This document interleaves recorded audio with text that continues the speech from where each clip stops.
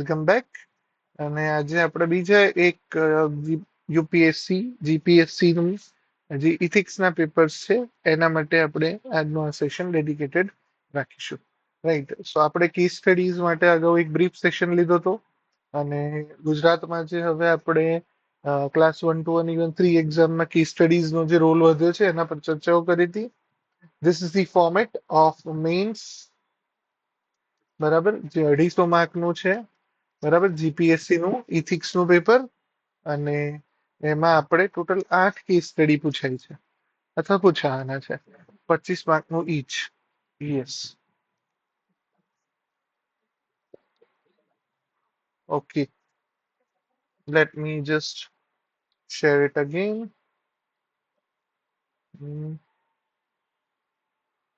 Screen share. Okay, I think now again visible. Fine. Okay, ચાલો, thank you. Okay, so essentially આપણી જોડે 8 case study આવે છે ને અહીંયા ઘણો પ્રોબ્લેમ થઈ શકે. 5 જે થિયરિટિકલ ક્વેશ્ચન આવશે which will be of normal nature. Generally મારું જે અનુભવ છે એ પ્રમાણે ક્લાસ 1, 2 માં મોરલેસ સિલેબસની આજુબાજુ ડાયરેક્ટ વસ્તુઓ પૂછી લે છે. સો સિલેબસ તમે એકવાર થરલી ખાલી જોયો હશે, you will be able to attend it. આમાં જીપીએસસી ના જ પીવાયક્યુઝ તમે જોઈ લેશો, you will have sufficient enough idea. આપણે કરીએ છીએ આ પોર્શન, બરાબર. યસ, એસે માટે આપણે એક અલગથી સેશન રાખીશું. બરાબર, કેસ સ્ટડી માટે પણ શું કરવાનું એ આપણે દરેક કેસ બાય કેસ જોતા જઈશું.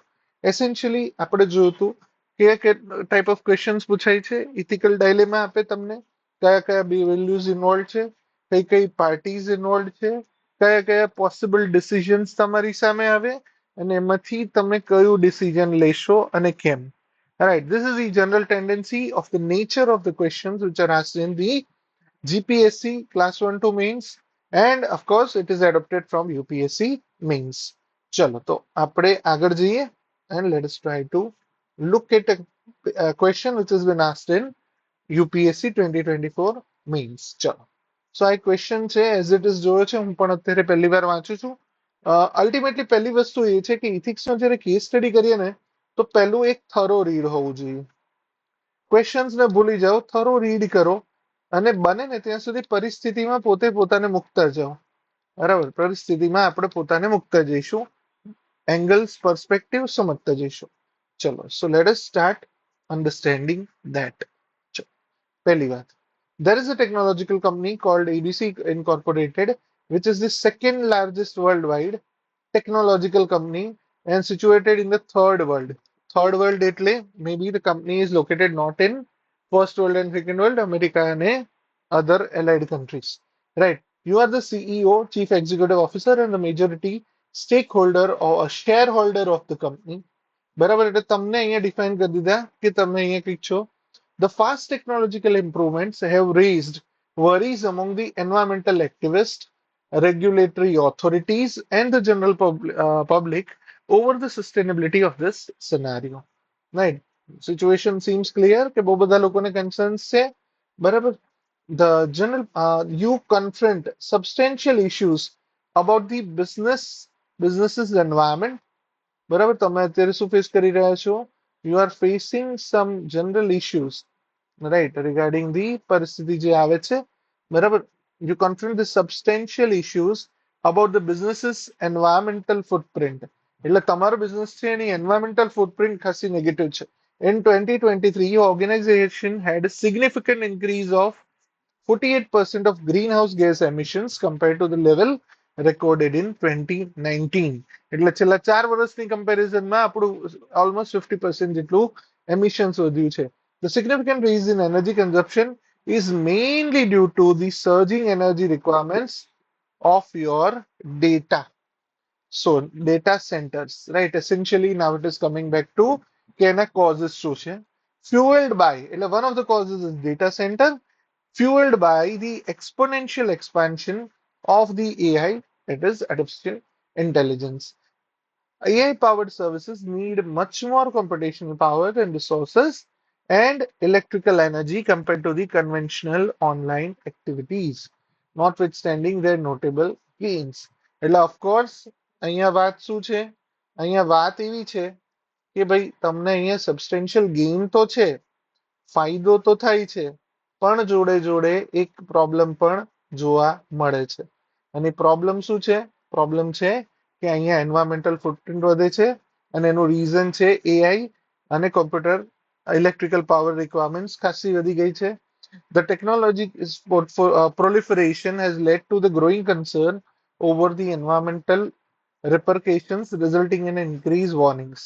AI models, especially those who are used in the extensive machine learning and data processing, exhibit much greater energy consumption than traditional computer tasks. Obvious વાત છે, જેને થોડું ઘણું સાયન્સ એન્ડ ટેક ભણ્યું છે બધા માટે અન્ડરસ્ટેન્ડિંગ easy છે, with an exponential increase. Although there is an already commitment and a goal to achieve net zero emission by 2030, the challenge of lowering the emission seems to be overwhelming with as the integration of the AI continues to increase. Right. So overall આપણને બધાને એક situation જે આપણે વાસ્તવમાં પણ face કરીએ છીએ એ અહીંયા પણ દેખાઈ રહી છે. And the situation is કે કઈ રીતે આપણે આ પરિસ્થિતિમાંથી બહાર નીકળવું. Right. To achieve this goal, the substantial investment in the renewable energy use will be necessary. The difficulty is exacerbated by the competitive environment of the technological sector, where the rapid innovation is essential for preserving the market standing and shareholders' worth. Right. To achieve a balance between innovation, profitability, and sustainability, a strategic move is necessary that is in line with both a business objective as well as ethical obligations. Right. So, this is a case, this is a situation which is given to you. તમે એકવાર read કરો તો પણ તમને around 70 to 80% grasp થઈ જાય. એકવાર પહેલા આખો કેસ સ્ટડી વાંચી લેવાનો. Then if it is necessary, you will have to reread it again with context to questions. What is your immediate response to the challenges posed in the above case? એટલે પહેલી તો challenges કઈ કઈ છે અને એની સામે તમારું વસ્તુ. પછી મેં તમને કીધું હતું એમ શું પૂછે છે હંમેશા discuss the ethical issues involved in the above case. બરાબર. પછી third, your company has been identified to be penalized by the technological giants. બરાબર. તમને લોકોને પનિશમેન્ટ કરવાની પણ વાતો થઈ રહી છે. What logical and ethical arguments you will put forward to convince about its necessity. બરાબર. તમારા પર પેનલ્ટી મુકાવાના પણ ચાન્સીસ છે. અને fourth, being a conscience being એટલે તમારી અંદર અંતરાત્માનો અવાજ છે. What measures would you adopt to maintain a balance between AI innovation and environmental footprint? Clear? So it's a very good case study, I would say. The case study focuses on two different things. બરાબર. આ case study બહુ live છે, ઘણી બધી કંપનીઓ face કરી રહી છે. સો પહેલા તમને પરિસ્થિતિ સમજાઈ ગઈ. I think everybody has got the questions or the direction. Right. હવે આમાં આપણને પરિસ્થિતિઓ ચાર પૂછી છે. એકવાર ફાસ્ટ ફોરવર્ડલી રીડ કરી લઈએ. સેકન્ડ લાર્જેસ્ટ કંપની, આપણે એને હાઇલાઇટર લઈ લઈએ હવે. બરાબર.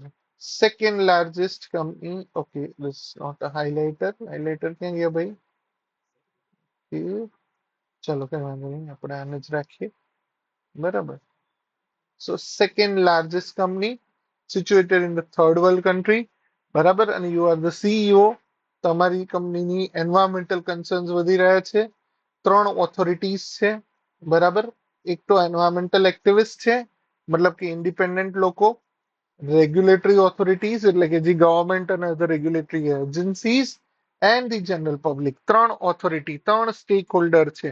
બરાબર. કંઈક સેટ થયું. જો તમારી કંપનીને ઇમિડિયેટ રિસ્પોન્સ તમારો શું હોવો જોઈએ, તો તમારો રિસ્પોન્સ કોને એડ્રેસ કરતો હોવો જોઈએ? ત્રણેયને. ચેલેન્જ કઈ છે? Over consumption of energy. બરાબર. Energy footprint is being negative or વધી રહી છે. બરાબર. જનરલી શું છે, તમારા ઓર્ગેનાઇઝેશને છેલ્લા 4 વર્ષમાં 19 થી ચાલુ કરીને 23 સુધીમાં 48% ગ્રીન હાઉસ ગેસનું એમિશન વધારી દીધું છે. બરાબર. અને એનું રીઝન શું છે, તો કે એસેન્શિયલી તમારા ડેટા સેન્ટર્સ અને ડેટા સેન્ટર્સમાં સર્જ થવાનું કારણ છે આર્ટિફિશિયલ ઇન્ટેલિજન્સ મોડલ્સ જે પર્ટિક્યુલરલી મશીન લર્નિંગ અને ડેટા પ્રોસેસિંગને રિલેટેડ છે, જેને લીધે એ એનર્જી કન્ઝપ્શન વધારે કરે છે અને કન્વેન્શનલ ટાસ્ક કરતા એક્સપોનેન્શિયલ એનર્જી યુઝ કરે છે. બરાબર, 2030 સુધીમાં આપણે ગોલ અચીવ કરવાનું છે. આ બધું એડિશનલ વાતો છે. બરાબર, 3 એંગલ આપે છે જેને ધ્યાનમાં રાખવાના છે. તો આ તમારી ઇથિકલ ડાયલેમાં તમને ઓલમોસ્ટ ડાયરેક્ટલી અહીંયાથી મળી જશે. બરાબર, innovation, profitability and sustainability. Innovation is what, જો ઓકે ચલો એક વર્ડ તમને આઈ થિંક બધાને ખબર હશે. What is innovation and what is invention, અથવા તો innovation and research and development. બરાબર, innovation is a process of invention. બરાબર, ઇન્વેન્શન એટલે કંઈક નવું શોધવું. બરાબર, research is rather the process of maybe innovating new usage of the existing products or existing resources, or developing altogether a very new product or services, right? So essentially આપણે એમાં જવાની અત્યારે કઈ જરૂર નથી, બટ મોરલેસ ઇનોવેશન એટલે તમે એવું નવું તો શું લાવશો, કઈ મેથડ લાવશો કે જેનાથી તમે આ પ્રોબ્લેમને ટેકલ કરી શકો. બરાબર, what is your immediate response to the challenges posed in the above situation? Challenge શું છે? જો આવી ગઈ ચેલેન્જ છે મેજરલી એમિશન્સ લો કરવું છે. This is the biggest challenge which you are facing right now. So what you will do? તમને અહીંયા સોલ્યુશન પણ એક રસ્તો આપી દીધો છે. What is the solution? Generally investing in a renewable energy. બરાબર, which is would be necessary. તો પણ ટેકનોલોજીકલ કોમ્પિટેટિવ એન્વાયરમેન્ટ છે તો ત્યાં તમારે ઇનોવેશન રેપિડલી કરવું પડશે. બરાબર, નહીતર માર્કેટ સ્ટેન્ડિંગ જે તમે છો second largest technological company, you will lose that position, right? So what will be your immediate response? Immediate response હંમેશા કેવો હોય તો કે ભાઈ it is always on the positive direction, on the positive hopeful direction. So immediate response could be what? કે ભાઈ we will address. એક તમે શોર્ટ ટાઈમલાઈન આપશો અને શોર્ટ ટર્મમાં તમે જ્યારે પ્રોબ્લેમ ફેસ કરી રહ્યા છો, સી રિપોર્ટ આવ્યો એટલે એને ઇન્ડિકેટ તો કર્યું જે 48 છે એને તમે ફેઝ વાઇઝ 2030 સુધીનો એક રોડ મેપ ઇનિશિએટ કરશો કે જ્યાં તમારું અત્યારે ફોર એક્ઝામ્પલ XXXX જેટલી અમાઉન્ટનું એનો અત્યારે એમિશન થઈ રહ્યું છે. સો what you will do? You will try to reduce it in multiple ફેઝિસ. બરાબર, કે ભાઈ ફોર એક્ઝામ્પલ અત્યારે આપણે 25માં છીએ તો 25 થી 26 સુધીમાં 3 ફેઝ બનાવશું.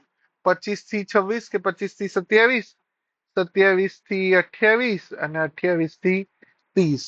આની અંદર તમે ફર્ધર એવું રિસર્ચ ડેવલપમેન્ટ કરશો. અહીંયા તમારું રિસર્ચ એન્ડ ડેવલપમેન્ટ કઈ ડાયરેક્શનમાં હશે કે જ્યાં તમારું ગોલ શું હશે? તમે નવી પ્રોડક્ટ અને નવી સર્વિસ ને બિલ્ડ કરવા બાજુ ધ્યાન આપશો. બરાબર, see gradually what you could do, you can always give a solution which is much more viable.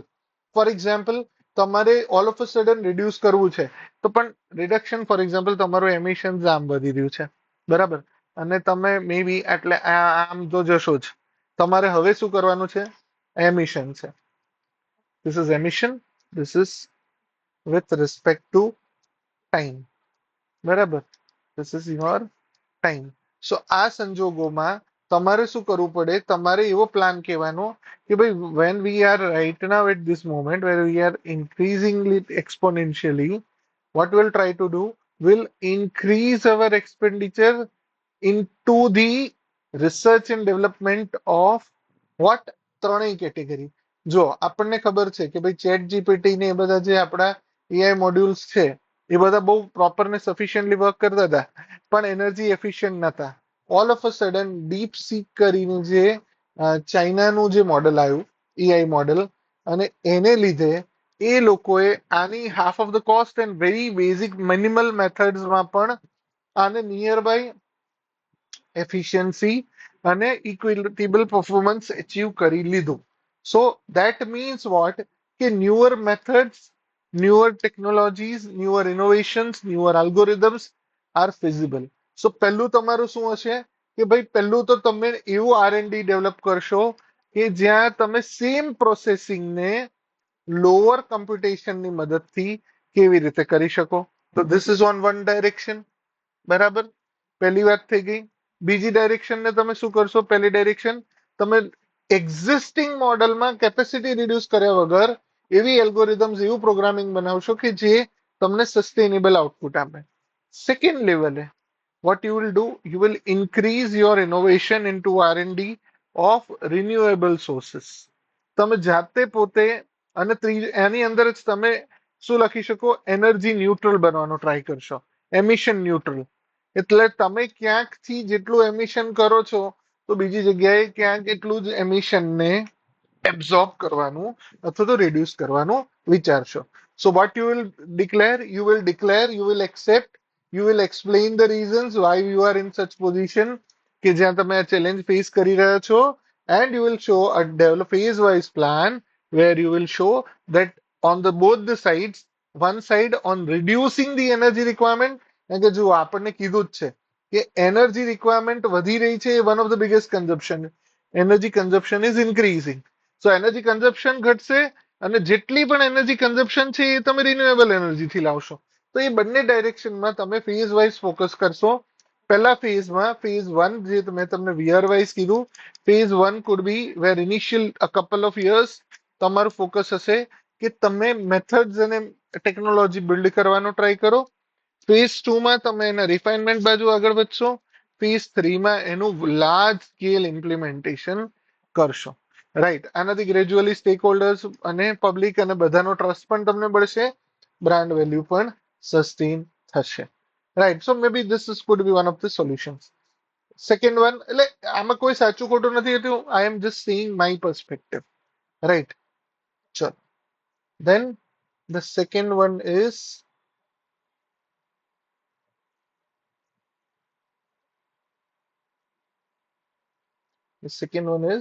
કે discuss the ethical questions. તો પહેલું આવશે પ્રોફિટેબિલિટી. જો અહીંયા પ્રોફિટેબિલિટી કઈ રીતે તમારી સામે આવે?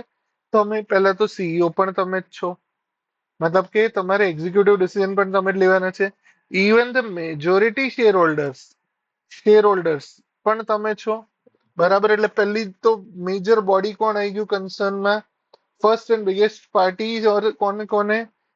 તમારી પહેલા તો ડાયલેમાં આવશે you are CEO, not only CEO but you are the majority share holders, that is the owner of the business, બરાબર? And you are the market leader, second largest company in the world, third વર્લ્ડમાં છો. તો already તમારા કન્ટ્રીમાં resources એટલા નથી, moral resources are traditional. India is called a third world country, right? So ઇન્ડિયાનું કે મે બી એવી કોઈ કંપનીની વાત છે કે જે આવી પોઝિશનમાં હોવા છતાં પણ આટલું સારું કરી રહી છે. સો તમારી પહેલી વસ્તુ આવશે, પહેલો પોઈન્ટ આવશે profitability of a company and its shareholders versus environmental sustainability. બરાબર, સીધી વાત છે કે ભાઈ એક બાજુ તમારે પ્રોફિટેબલ બી રહેવું છે, વર્સસ બીજી બાજુ છે તમારે એન્વાયરમેન્ટને સસ્ટેનેબલી પણ મેનેજ કરવાનું છે, બરાબર? સેકન્ડ કુડ બી કે જ્યાં તમે, પહેલું તો આ થયું તમારા આ લેવલે, બરાબર? પછી સેકન્ડ આવશે કે ભાઈ હ્યુમનની નીડ્સ વર્સેસ, બરાબર, કે કેટલી નીડ ચૂકે છે. પણ આમાં છે ને તમે વધારે કરવા જશો ને તો આપણે ટોપિક થી ડાયવર્ટ થતા જઈશું, બરાબર? એટલે મે બી હ્યુમન નીડ્સ બાજુ જઈ શકાય, ન જઈ શકાય, નીડ્સ ટુ બી વેલિડેટેડ, બરાબર? પણ એક બાજુ આવે કે ભાઈ હ્યુમનની નીડ્સ પર બી તમે રિડ્યુસ કરો તો લોકોની એઆઈ રિક્વાયરમેન્ટ ને એ બધું બી ઘટતું જશે, બરાબર? એટલે જે ડિપેન્ડન્સી છે કે જે એઆઈ ને એ બધા પર વધી રહી છે, આપણે શું કરવું જોઈએ? એને પણ ઘટાડવાનો ટ્રાય કરવો જોઈએ. સો બેઝિકલી હ્યુમનની લાઈફસ્ટાઈલ, બરાબર, એનર્જી સસ્ટેનેબલ હોવી જોઈએ વર્સસ, બરાબર, આ પહેલી ડેવલપમેન્ટ છે, versus the growth and development. તમે એકલા ગ્રોથ નહીં કરો, એક તો આવશે growth and development versus sustainability. પેલું આવશે એન્વાયરમેન્ટલ એંગલથી, બીજું આવશે કે ભાઈ લીવ સિમ્પલ, મિનિમલ, બરાબર? એટલે આ એક એંગલ તમે અહીંયા એડ કરી શકો. થર્ડ કુડ બી, ચલો ત્રીજી કઈ દેખાય છે? Ethical issues. ઇથિકલ ઇશ્યુઝ અહીંયા શું છે? એક તો જો આપણે સસ્ટેનેબિલિટી લઈ લીધો, પ્રોફિટેબિલિટી લઈ લીધો, બરાબર? એક ઇનોવેશન અને સ્ટ્રેટેજી જોઈએ છે. તો ઇનોવેશન બરાબર, વર્સિસ આની અંદર પણ તમે ક્લબ કરી શકો. તો ત્રીજું કયું આવશે? ઇનોવેશન વર્સિસ, અરે યાર આજે આ બહુ છોડી દે છે.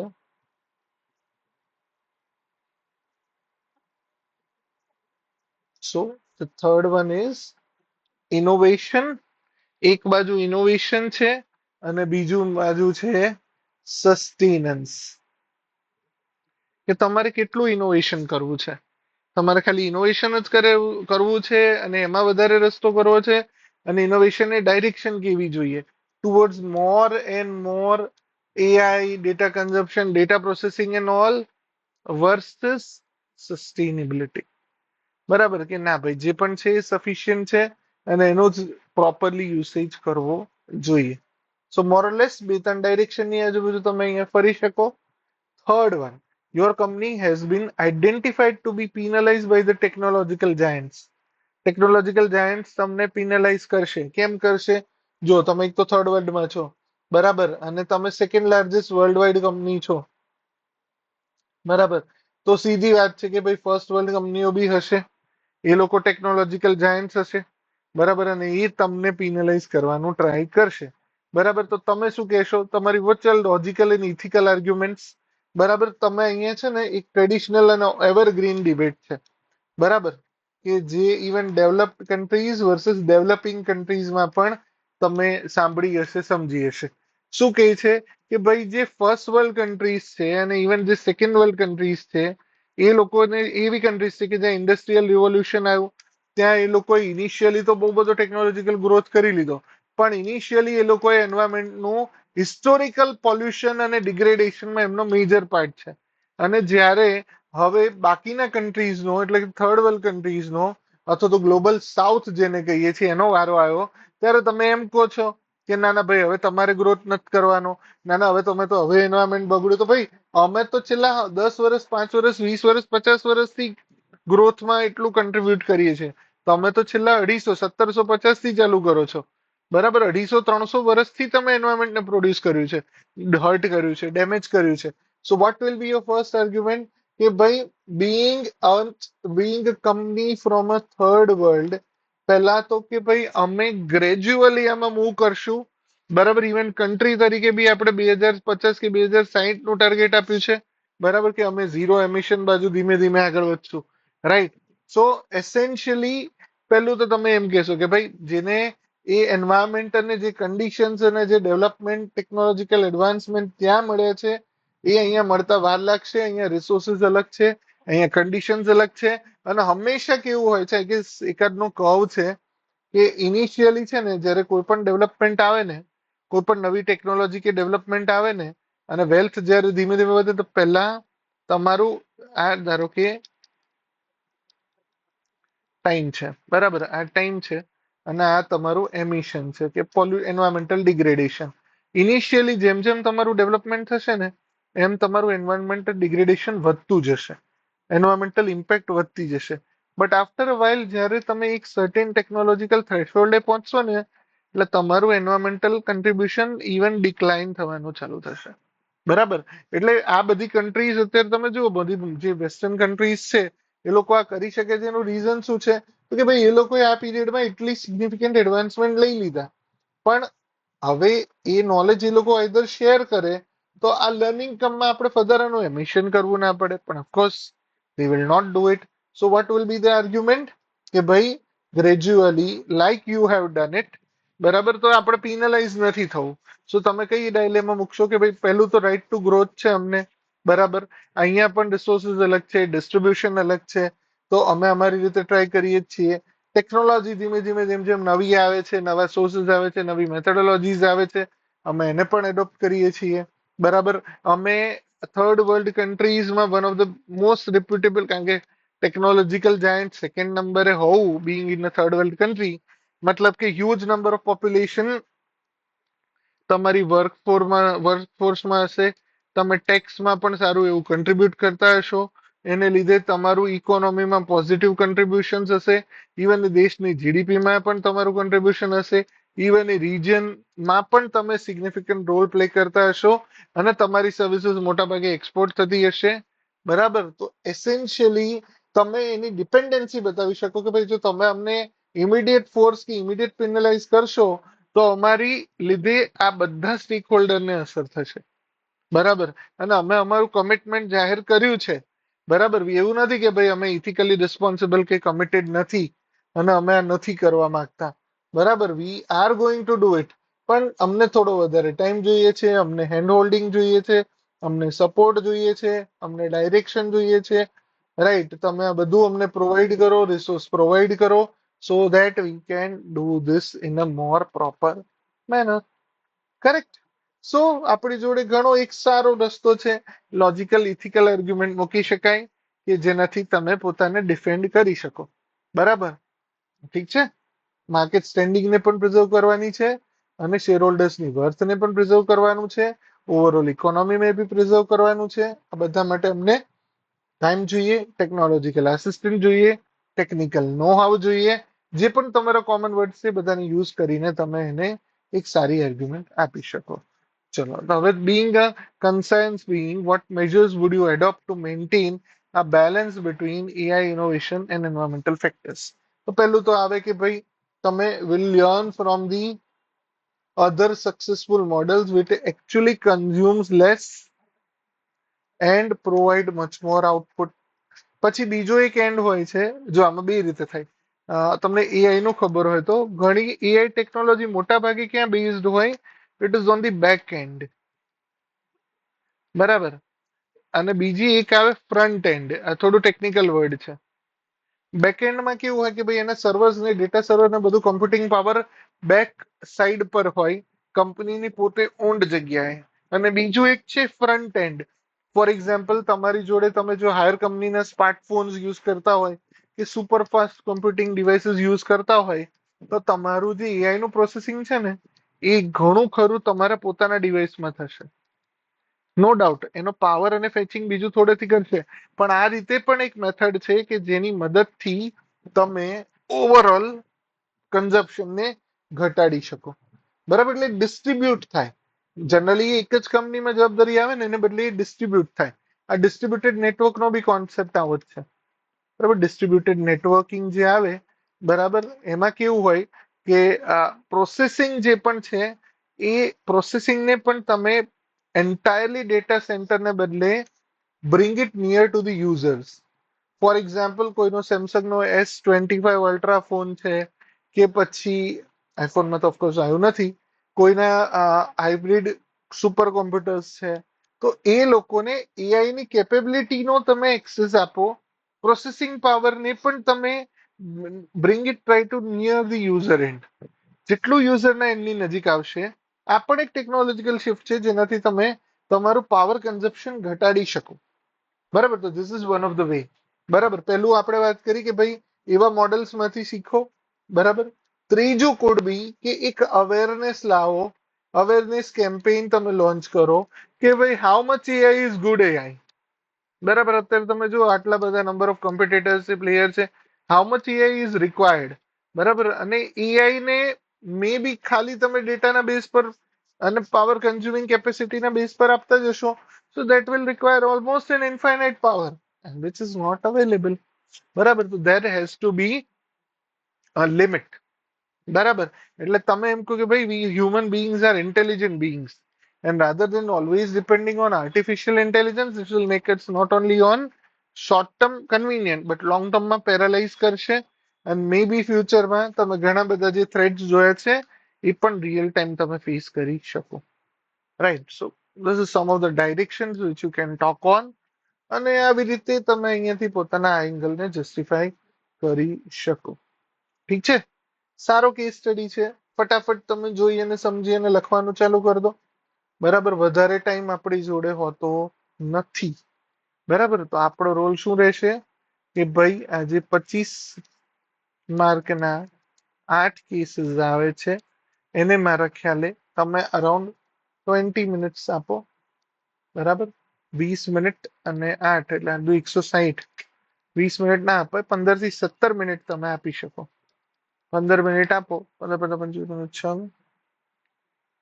= 120 મિનિટ. 2 કલાક તમે અહીંયા આપ્યા અને બાકીના 5 ક્વેશ્ચનમાં તમે 12 12 મિનિટ આપો.